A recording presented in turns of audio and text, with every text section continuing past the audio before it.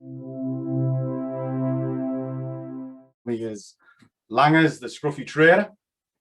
I've been around the charts quite a long time, and like many of you guys, I am also a part of the 5%ers, and I thought it was only fair that I trade this along with some of the guys that I know.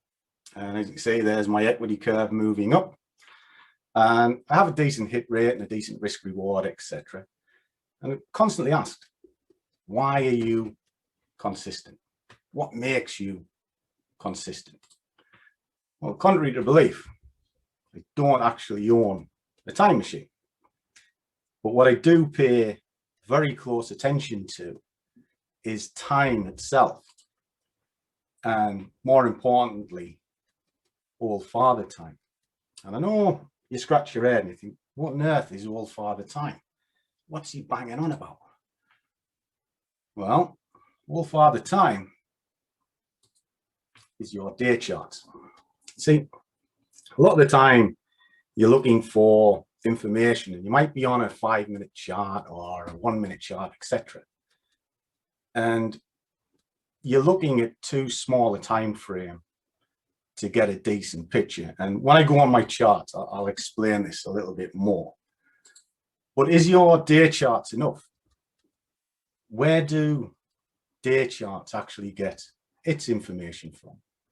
Because if you think about it like a family tree, children run around the house, maniacs, one thing and another, and as they become adolescents, they think they know everything. They don't. Who do they turn to?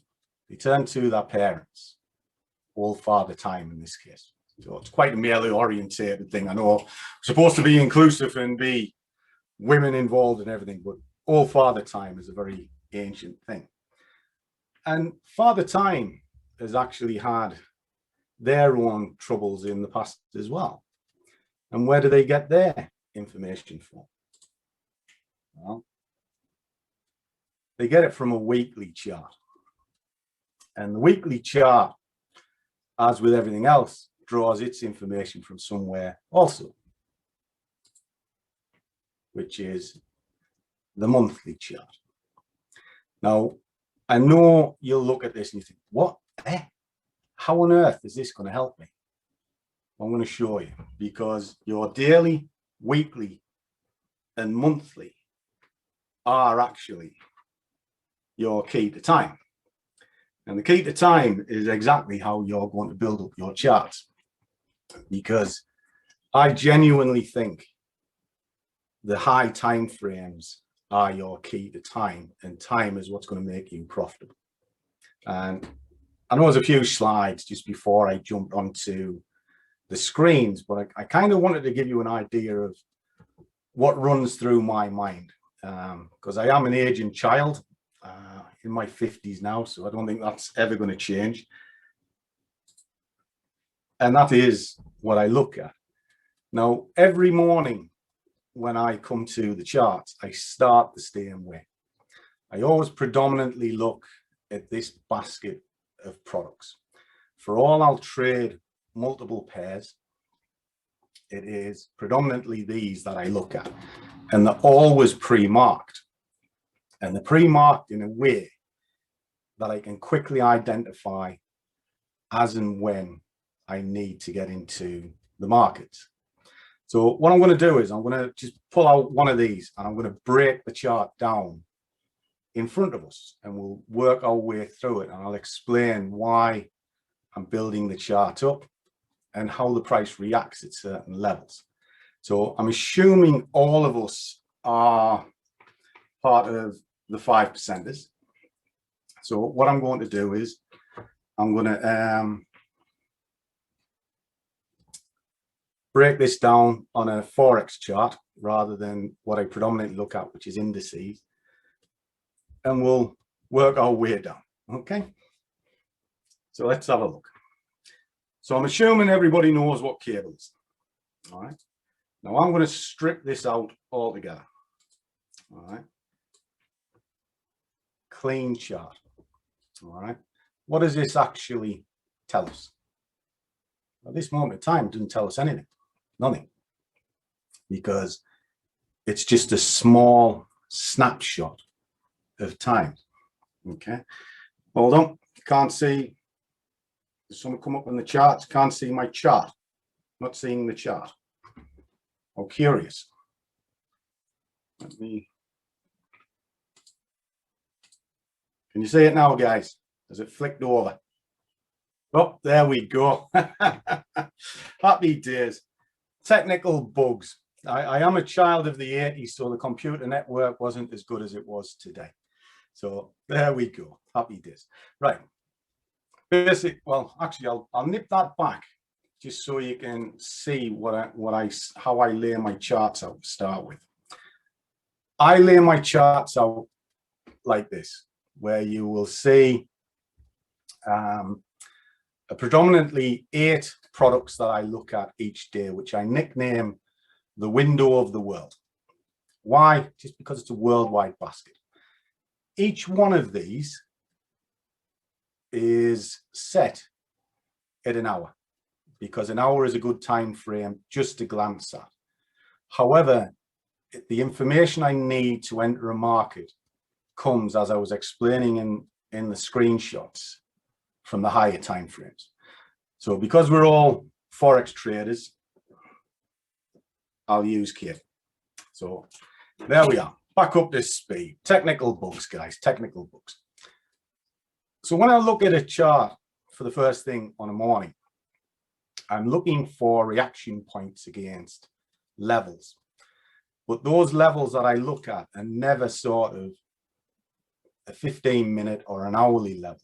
They're always high time frames. And you'll be amazed how many people actually mark a chart up wrong, because they're looking for every wave and one thing and another. And it's too much noise. And the markets will naturally gravitate to proper strong levels. So let me show you how I would do it. I start out on a monthly to start with. And I know you'll scratch your head and think, what on earth has a monthly got to do with a 5-minute chart? You'll be amazed what this can do for you. So let me show you. But even looking at it like this is too much. You can't tell where the winner and the loser was in the battle between the buyers and the sellers. You need to drill this down, and the only way to do it is to drop it to a line chart. So if you take it to a line chart like so, you can immediately see within this marketplace where the turning point is. Without question, you can see it. But there is another little element to it. What you're looking for is the absolute turn, not so much a kink in the road like this.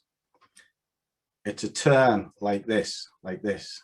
You could kind of class that because you can see it coming over. Turn like so, turn like so. But it's how far back in time do you go? How far is the data relevant? Well, it's actually about a year, 2 years is your starting point. And an easy way to do it, if you just get yourself a vertical line, start at the hard right. Hard right is exactly where the price is now. And just drag it back. It'll give you a marker. And that is your starting point to start marking up what is going on. Now, I like to use various colors and one thing and another for no other reason that I can identify whether or not it is a monthly, weekly, or a daily. And I'll be going more into the daily in just a second. So as you can see there is an absolute turn in the market. Absolutely. You can see it. And the easiest way to mark it out is just follow this price. Okay, so you can see the next turn is there. So the price is actually caged in between two very solid levels. Absolutely. Move it down. You've got a turning point here. Don't really need to go a great deal further. I'll just drop these in for you as I'm going to go down the time frames and explain this. You can see, we'll drop one in there as well. Nice and easy. Looks very clean. And it's very set in stone. Why is it set in stone? Because we know these are absolute turning points. If I drop this to a weekly, you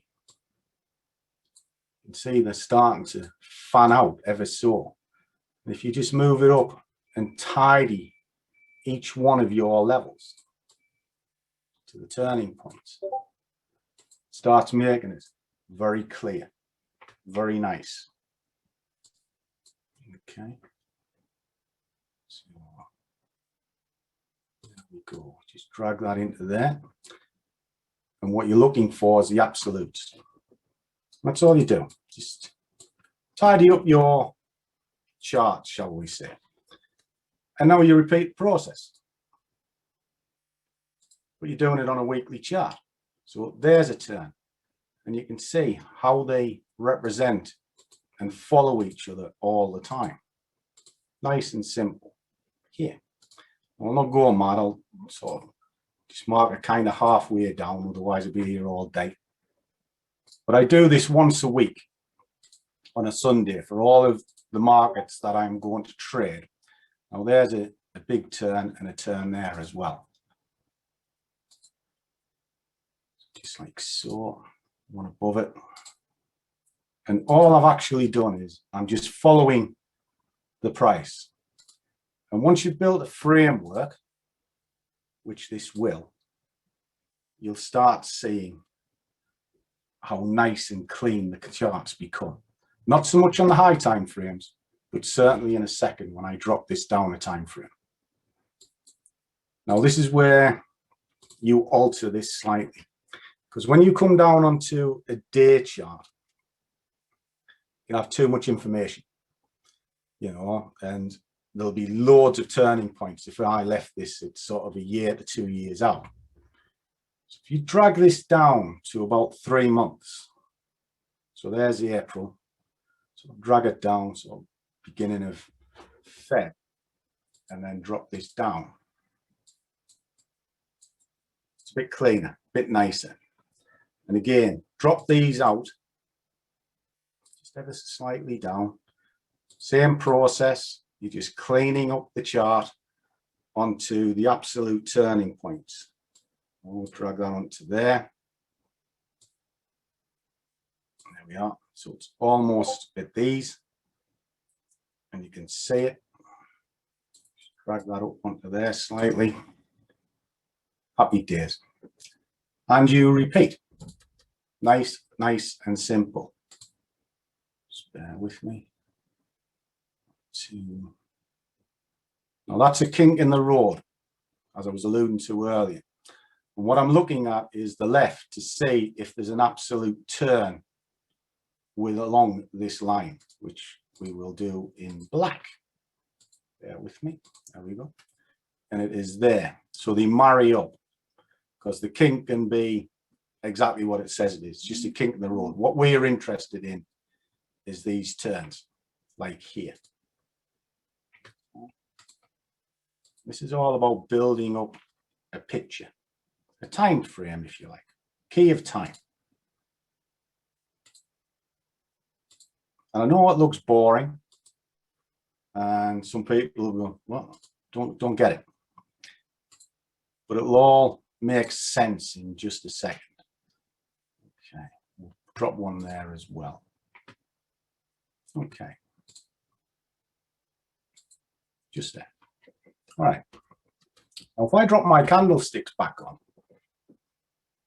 this will all open up. But if I go out there first, if you looked at that, the first thing you would do is go, oh my God, look at the state of that. My eyes, how on earth can I read that? You're not meant to. These are just echoes of the past running through. And as they widen up, they start painting a nice picture. And you can see straight away, suddenly all these levels are being respected. Lovely. Excellent. All right. Look at how they just stall constantly. If I drop this down into an hour where I was looking at before, Suddenly all these levels are absolutely cast iron, you know. So I don't need to look at any further levels from this point, none whatsoever, because I've already got solid levels that I know have been tested and I know would cause a reaction point. Now, within it, you have what is called your daddy levels as well. Now that is going back to the day chart. Okay, if I widen this up, just bear with me. See panels. Okay.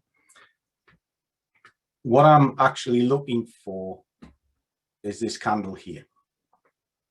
This is your day candle or your daddy candle. And this will give you some relevant data that is about as clear cut as it gets, because it happened obviously yesterday. And what you're looking for is 5 pieces of information. You want the high, the low, the open, which I just change into a dotted line, into that, like so, and the midpoint. So what's this all got to do with the price of bread? Well, the market's constantly probe, constantly, and they will test these levels. Now, I change the colors all the time. It's just so I can easily identify them when I'm on a lower time frame. All right. So what is this telling us at this moment in time? Well, we can see we are caught between a weekly and a daily, and it is respecting yesterday. And you can see that here. Okay. And it is holding above the 50%. So all the pressures is around this area to the high side. Okay. So when this market opened up earlier on this morning, where we at? So we'll come through to here. There's 9 o'clock. Dancing yesterday, it'll try and retest levels. Well, it's going to either be this one or this one. And as you can see, it's working its way down, but you're using this here as a framework. Now, not only are we using that as a framework, we can put the zones in it as well. And I'll show you this from further back. Zone to there, pull that over. I just use a Fibonacci tool for a zone. And there's a section of the Fibonacci that I'm interested in all the time, which is the center point. Let's build that up onto there. And then if I put another rectangle through the middle, see that? That is there. If anybody's ever watched me, you see these zones all the time. Right. There we go. What is it showing us? Well, that zone is a daily, that one's a weekly. The price is oscillating between zone and zone. Whatever it's doing, it must pass through the center point. It has to, every single time. And what your daddy levels are doing, and all of the levels, are containing the price, but not only containing the price, they're giving you areas of attraction, because the price will test it over and over. Now, this is just on an hourly chart. You don't have to go too far. Yes, I certainly will go through the 5 levels. If you just bear with me, I'll rattle these off. Just take them off and I'll build it back up for you.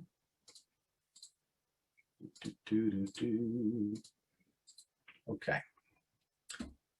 The 5 levels that I'm interested in is from the daily. Don't need to go much past the daily for your levels.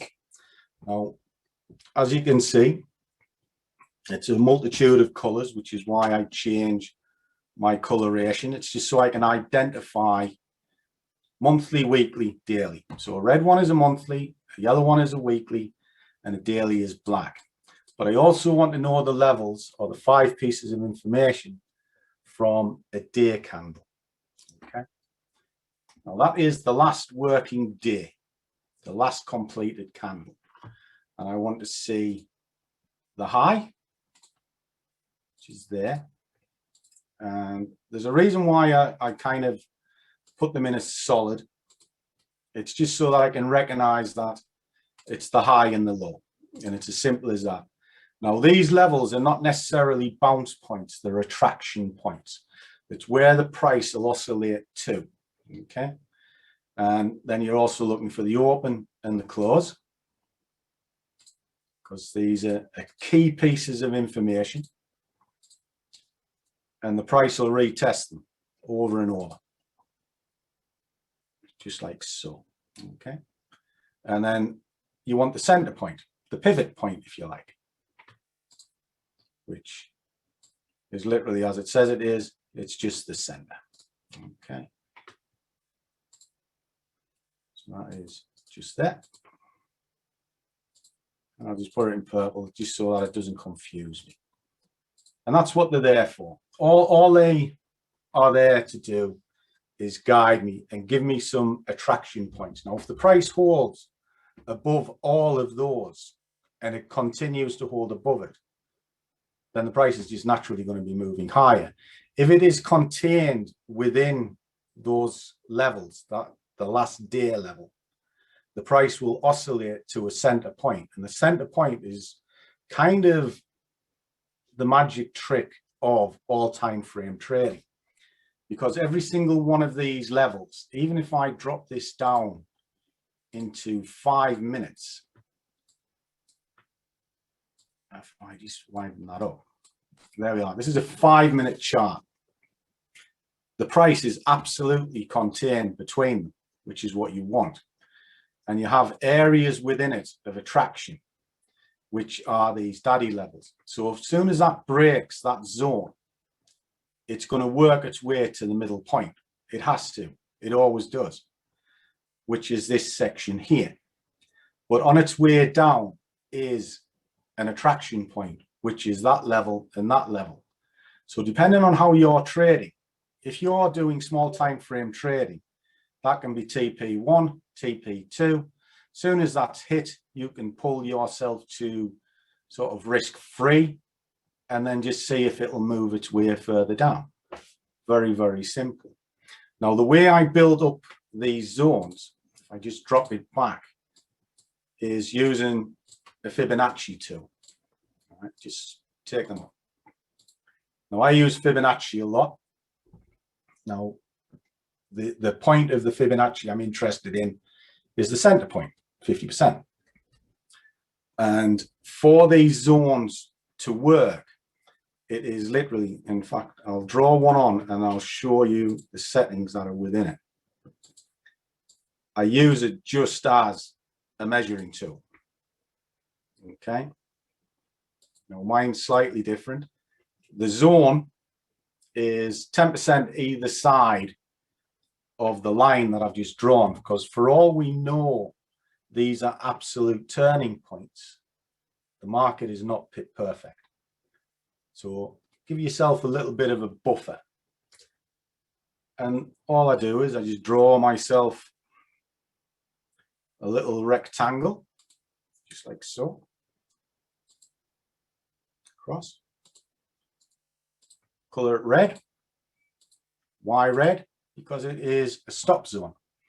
It's an area of attraction where the price will stop and stall and think about whether it's going to sort of bounce or break the area. It's often nicknamed Bob levels, bounce or break, because as you can see, as it's come up into this level, it's bounce, bounce, bounce, bounce, and then it's just broken down. Where did it visit? Well, it visited the middle. Bounce, bounce, bounce, it's visited the middle. Coming up from the other side, bounce, bounce, bounce, it's visited the middle. Every single time, bounce, bounce, bounce into the middle. It just does it over and over. Now, once I've got a zone, I need to cage in where the price is right now. So from there to there, the price will oscillate, and I'll only be interested in the here and now, where the price is in relation to those two zones. And then you have a target point, and your target point is the middle of these two zones. Dead simple. There we go. Just drop that onto there. And just make that green, because it's an area of attraction you can draw profit from.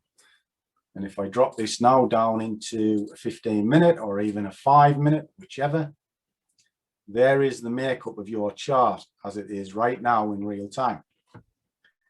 And as long as it is staying between there and there, it's going to come and look at this each time.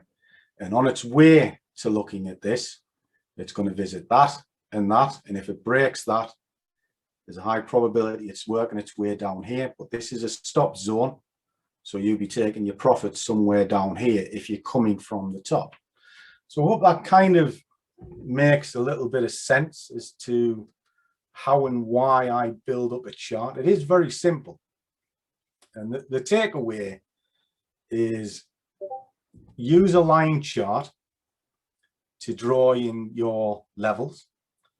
The levels are your monthly, your weekly, and your daily. And then take yesterday's levels to give you an idea of where the attraction points are for today. Kind of a simple, easy way of looking at it.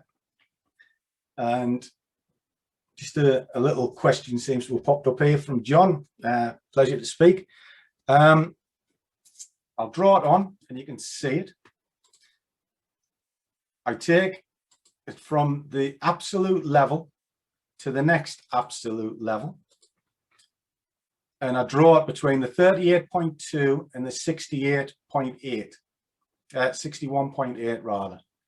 And that'll give you a nice boundary in the middle. And what you're looking for between the higher time frame levels is a decent pocket of air. You know, if there's only sort of 10 pips or something from one level to the next, it's very difficult to judge a trade. So you want a little bit of space within it to allow the candles to move down. It's just to do with your risk reward and whether it's worth entering the trade. But if I just open this up, there are all the levels that I work with. Okay. And a lot of them are very, very simple. The 10% and the 90, it's just allows me to quickly draw a zone, 10% either side of the support and resistance line, higher time frame. And then obviously you're into your normal. And if I am doing a fib retracement where I'm looking to sort of enter a trade using a Fibonacci tool, I have a 14 and an 18 on it for no other reason that when the price touches them, it's kind of just to zone in and think, right, this is getting ready to rock. Start having a look at the chart. Okay. Let's see if there's anything else popping up. That's it. But that's it. And if I drop it right the way down, and it all spaces out. Just wanted to do it kind of quickly, guys. That gives you a good example of the way the market works. Because if you can imagine that's a little train station, that's where you get on. Because if you're trying to sort of preempt the market as it's moving up into a train station, well, the train is moving. Rip your arm off. Wait for it to stop. There it is there, just rocking up, rocking up. It's stopped. It's your first opposing candle. It's coming back in between two areas of attraction, this one and this one. Where's your first take profit? Well, there's a one there. There's another one. Pull yourself to break even, risk free, whatever you want to call it. and then hold it as long as you can. But you'd have made money from there to there. Simple. And the principle works whether you're on a 5-minute chart, 15-minute chart, an hourly chart, doesn't matter. So it doesn't matter what type of trader you are, whether you're a scalper or a swing trader, the levels will always be the same, constantly. So simple stuff. Right, so let's have a look. Do I draw the boxes every day, and you can? What I have a tendency to do, my working week starts like this. As you can see, the lines are on each single one of these. I start on a Sunday and I mark up every single one of these charts, every one of them on a Sunday. And once they're marked for the week, I leave the levels for the week. And then all I have to do is each day, whichever market interests me, because I do sort of look at the strengths and the weaknesses of the markets each morning. And I'll zone in on a market, just one for the day. One of the things that makes me consistent is it's not the amount of trades I take or anything like that. It's homework. I'll sit, I'll mark them all up on a Sunday, and then each day I come into it and I'm waiting to see if they're in or around a level. And if a market is, I'll then put in the zones and I'll delve a little bit further, and I'll stay on that single market for the entire day, and I'll trade maybe once or twice a day. That is it. I'm just looking for one good trade, and once I've done it, that's it. I'm happy. I don't get in and out the markets all the times. And the reason why it's this particular 8 is because they've all got a decent ATR on them, average true range, daily average true range, that is. And they can all potentially move a decent amount within a day. Now, for argument's sake, if I'm looking at some of the obscure markets, they might only move about 40 pips in a day. Well, that means you've got to get the absolute top and the absolute bottom of that market to get a decent move. Whereas this particular basket of products that we're seeing in front of us, each one of them generates around 80 pips a day. And if I'm only looking for 10 to 20 pips per trade, that means I've got a better chance with these guys. Because I'm not looking for the top, I'm not looking for the bottom, I'm just looking for the bit in the middle. And if it isn't going to produce 10 to 15 pips, I don't look at it, not on a day trading perspective. If that's the case, it becomes what I would deem a swing trade, and I'm looking to get maybe between 20 to 100 pips over the course of multiple days or even multiple weeks. But for day trading, this is my bread and butter, my window of the world. Okay. Is this webinar being recorded? Not actually sure. I believe it may well be. And that's it. But ultimately, trading is quite simple. I mean, I know I'm not the best public speaker in the world, but I try and boil things down to be simple. And if you're to take anything away from today, it is keep your trading simple. And if I just pull this back up to give you sort of some examples before we sort of wrap it up. So as you go through it,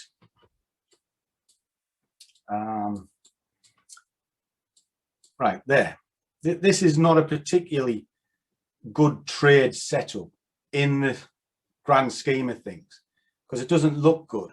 But take a look at it this way.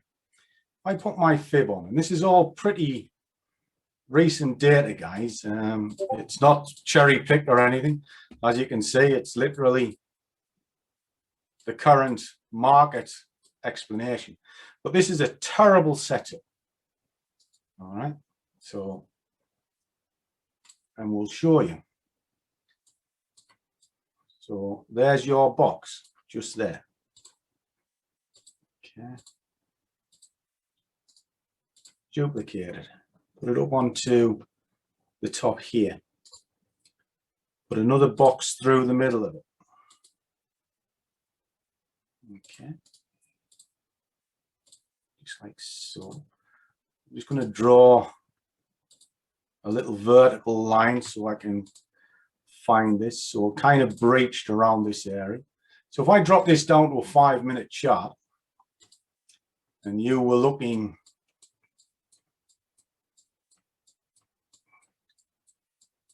I guess I will do, I'll find my line.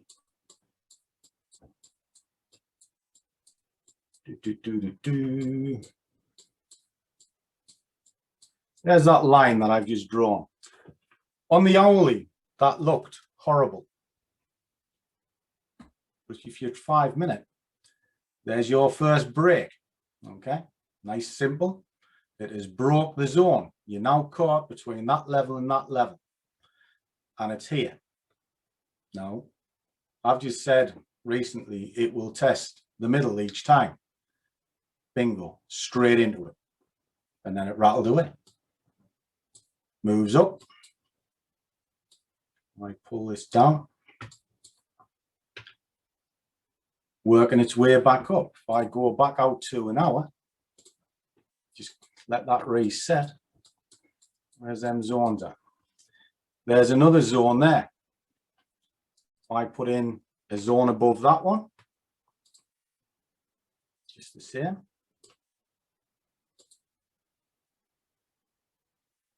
That is there. Drawing the boxes there. There's your 10% box, just there. Green. And then you've got your middle ground box, which is there. What do you know? Straight into it. Does it over and over again. And this is about as simple as trading can be. And what it's giving you an absolute defined entry. It's giving you a defined exit where you can be at risk-free. And then it's giving you target points for letting it run through, letting your trades run, because everybody says you lose is short. Let your trade, your winners run. Well, let it run down to there. And if it gets to there, take a partial profit off and then let it go into the middle of the next zone and so forth and so forth. And likewise for stops. Well, you've got a big defined area for your stops. Now you can either be very conservative and just place your stop at the other side of the zone. It's allowing it a bit movement to breathe. Or you could be a bit more aggressive where you're really letting the trade breathe and you can just put it above the other zone. So you've got a zone there, one in the middle and one here. You can just use the zones as areas to hide your stops behind. Very, very simple. Very, very simple. And that's what trading is. And this all came because when I started my career many, many years ago, it was all done on daily charts, and the information within it is where the big boys play, the institutions play, and that's why the market reacts in the way it does at those key points. And when you come down into your hourly and your 5 minutes looking for levels, it's really just chitter chatter. So I hope this all kind of helps, guys. I genuinely do. And that's it. Said I'd do sort of like half an hour. If you've got any questions, by all means, fire it up. So let's have a look. What was the black and orange line? Okay. The colors that I use are I'll just kind of come to a clean area so you can see it. The red I use for monthly, simply because it is the strongest level of all three. And why is that? Because it carries the most weight. To turn a market on a monthly candle, the pressure has to be massive. So it's red. It's an absolute stop. The orange, yellow, whichever you want to call it, depending on how you see it, is the weekly. And then I come down to the black. And the black is my daily charts. Now, these three lines, this one, and this one, are the absolute turning points of the market. It's where the market absolutely turned, and whatever battle was going on between the sellers and the buyers, that is the point it was won. All right, so we know that that echo of the past is going to have prominence in the future, because the markets are all about self-fulfilling. It's self-fulfilling prophecy. Then you have the blue lines, and what these are the last day candle to complete, and it has to be completed, and it is sort of the open and the close, the high and the low, the open and the close, and the purple line I put through the middle is just the midpoint. And the reason being is these become areas of attraction, because the markets will test relevant data, recent data, and this is the strongest recent data. So what it'll do is it'll look, and if I just pull this through, you can see it's bouncing around these levels all the time. Even though it's contained between there, it's still using these, which is why I was saying when it comes up into the train station and it moves out of the train station, it'll look to find these levels on its way into the middle ground. So if you've got these two levels on its way down, these are places to watch, maybe to take partial profit or just to see if the market's going to bounce off. So happy days. Okay, so let's have a little look at these questions, because there's quite a few come through. Okay, can you summarize, please, brief question? All right, can you please summarize the steps briefly at conclusion? Thank you. Yeah, to quickly summarize, the first thing I do is I start with a monthly, and it will be on a line chart, just like so. And what I'm looking for are the key turning points. See where, like that there? Imagine you can prick your finger on the top of a spike. Well, that would be the turning point. And the amount of data you're looking for is about a year, 2 years maybe on the monthly. There's enough in there to give you sort of relevant data for today. If you go back 10 years ago, it's outdated, you know. Sometimes you do have to scroll back just to find a ceiling, because you're looking for the price to be contained between two levels. And for another sort of meeting sometime, there are ways you can find hypothetical levels using a Fibonacci tool, but that's a kind of a lesson in itself. You then move down to the weekly, and you're looking for about a year's data within the weekly, and you're doing the exact same process. You're looking at the spikes, okay? And then from there down, you go to your daily, and you're looking for around 3 months. Because if you don't close in the data, what you find is you have too much data, and the whole thing would just be full of lines. Now, once you've got to this point, you would then mark in the last day candle. So if I just flip that back over, so you would look at the last daily candle, which is that one there, to mark up your sort of, well, we kind of nickname them the daddy levels. And that'll give you yesterday's data. Then that is it. Then you drop down into your hourlies, and the hourlies are a good time frame to monitor, because there's been enough activity to see what the market's up to, but it's slow enough for you to take a breath and actually read what's going on. Now, I noticed someone said that I don't use indicators. I do, but I just don't use them as an absolute. And it's basic stuff. It's things like a Bollinger Band and an RSI. All I'm looking for is whether the market's at an extreme, and that's it. So nice and simple. So let's have a look, see where we are. Right. Caught up in traffic. I hope it wasn't a green Lamborghini.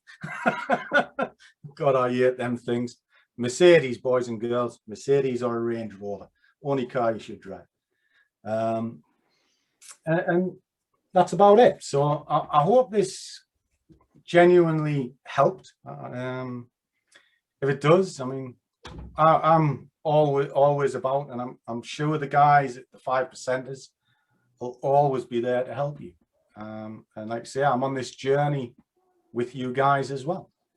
So if there's anything else, by all means, fire away. Gary? I'll fire it over to Sol.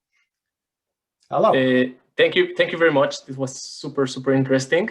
So you need to get out more. I really appreciate it. Just please let everyone know if they want to contact you, what's the email, or how can they contact you? And they certainly can. I'm predominantly found as the Scruffy Trader. It's kind of a nickname that I've had forever. But you'll find me at info@thescruffytrader.com. I answer everybody's email. Nobody's ever turned away. And best of luck, guys. Or just find me on YouTube. Look for the Scruffy Trader on YouTube, and you'll quickly find me. Fantastic. And the recording will be available on our YouTube channel as well. So super. Just, look for the 5ers YouTube channel, and we will post the recording. Excellent. All right. Eric, thank you very much, and thank you everyone for attending. Yeah, and thank you, Sol. It's been an experience. It's been a pleasure. It has indeed. It has indeed. We get there in the end. Fantastic. Have a nice one. Excellent. Thank you. Super. So long.